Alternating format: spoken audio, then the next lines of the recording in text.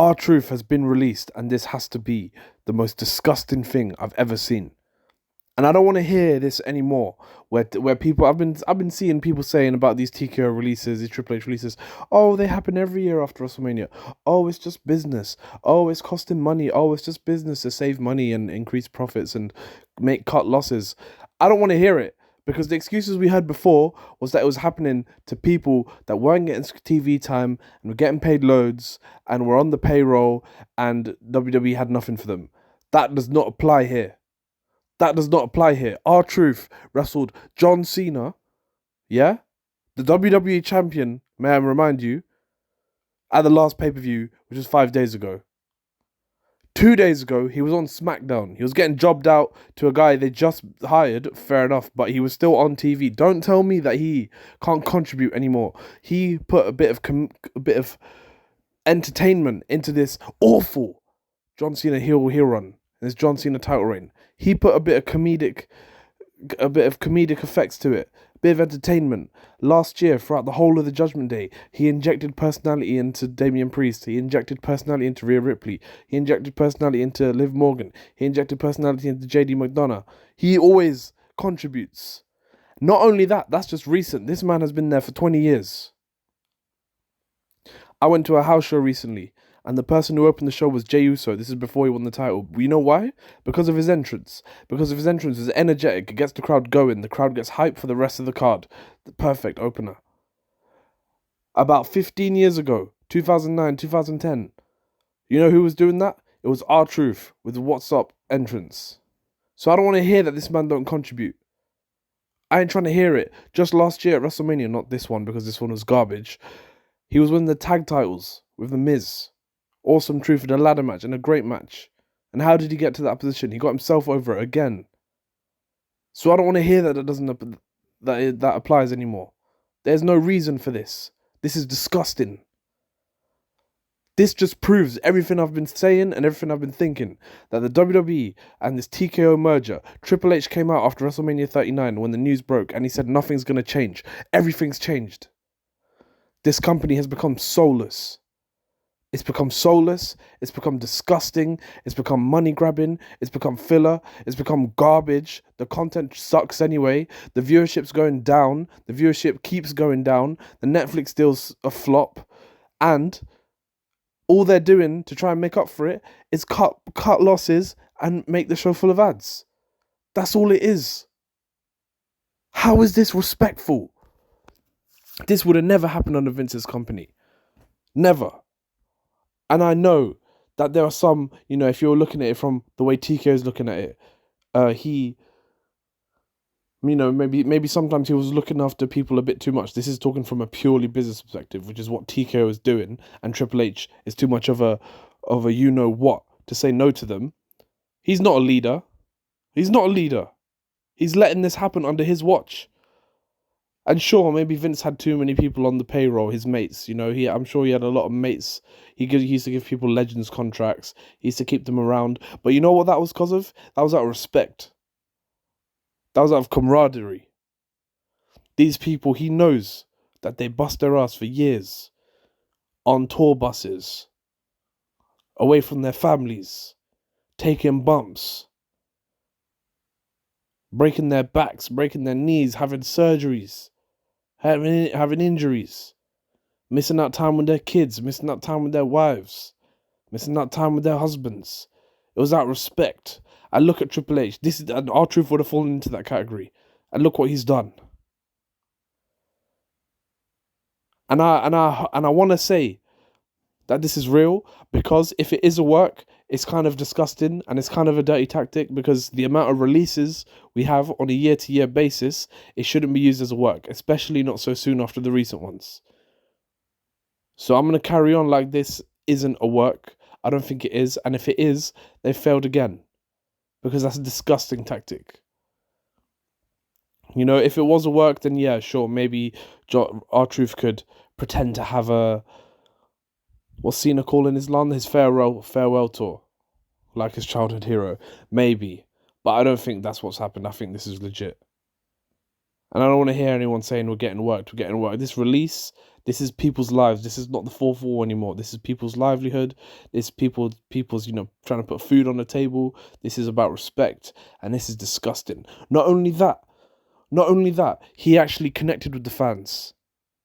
The fans love him. The fans have been calling him a national treasure for years.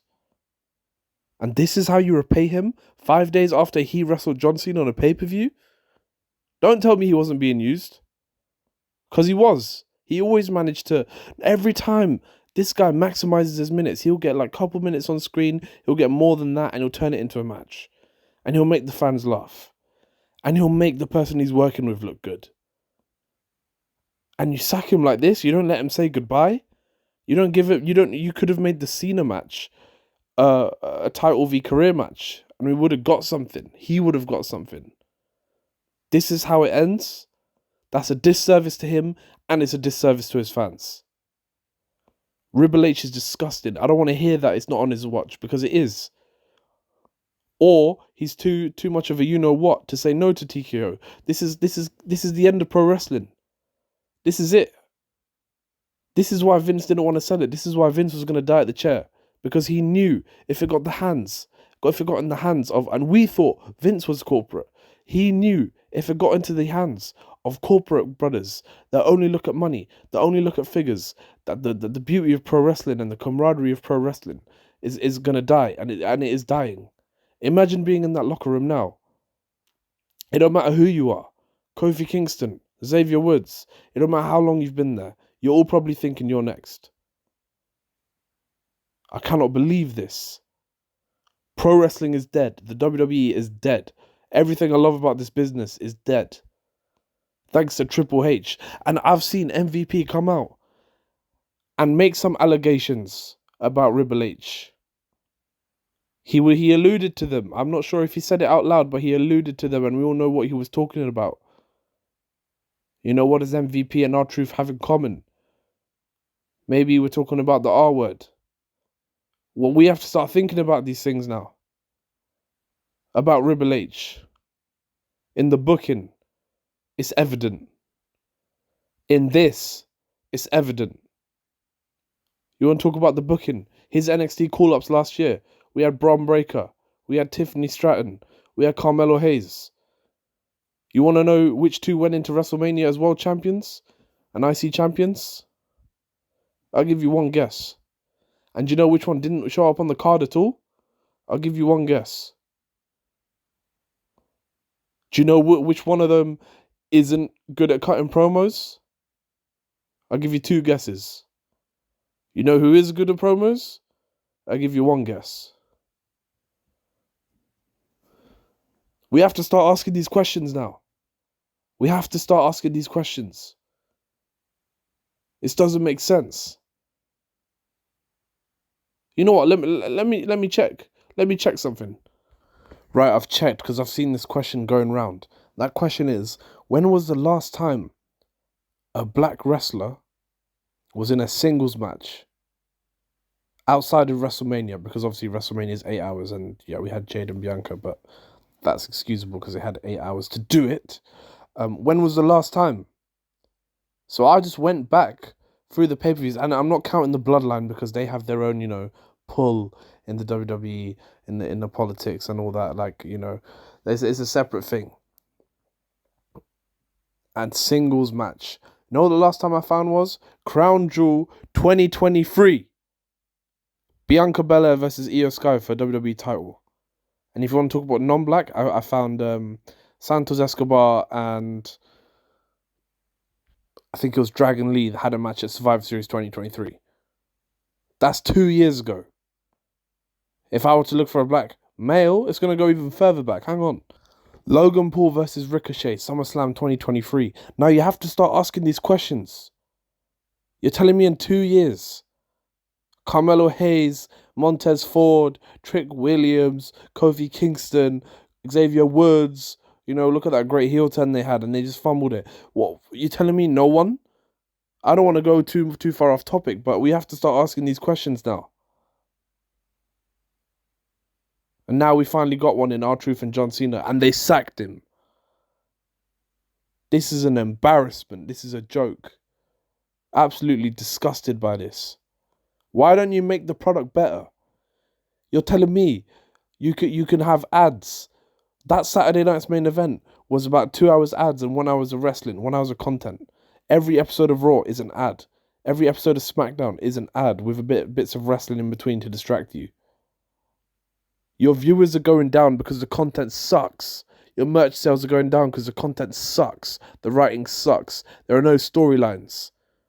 And if there are any, you've been doing it for 10 months because you don't know how to change it. The title reigns are too long. You feed your whole roster to 2 guys. This product is garbage. That's why your viewership's going down. If you need to make money, why don't you make a better product and your viewership goes up? Rather than make the whole thing ads, cut people left, right, and centre, release people left, right, and centre, release R-Truth. Why don't you just do it the right way? Why don't you just give it back to Vince at this point? This is disgusting, man. This isn't pro wrestling anymore. You may... Oh, man, I don't even know what to say, bruv. You may as well just open up a retail supermarket and just sell them in there. Because that's all it is. It's just become a shop now. That's all you think it is. It's just money. It's not about anything else. It's finished, man. This was disgusting. And if it is a work, this was not the right way to do it. And I'm sure it's not a work, thank you, R-Truth, for everything you've done. How are you telling me that you can have JC Mateo? He's a new hire. He debuted at Backlash. How are you telling me you can hire? And if you're so broke, they have to release people like R-Truth. How are you hiring new brothers when you've got a whole roster down in NXT? No one wanted this guy. Sorry, he's not done anything wrong, but he's gonna get the brunt of it. No one asked for him. You think anyone was dying for him? Is he like some free agent that we were all dying for? No. Did he make sense in the story? What, Bloodline 2.0, Bloodline 3.0 now? Did we need that? It was fine. So you're hiring new guys that no one asked for, and now you're getting rid of R-Truth. That's a slap in the face. There's no excuse for it. R-Truth, this is it. Thank you. You brought joy to all of our faces. You even made us laugh about an invisible boy named Lil Jimmy. I don't think there's anyone that's done that. R-Truth, respect. What's up?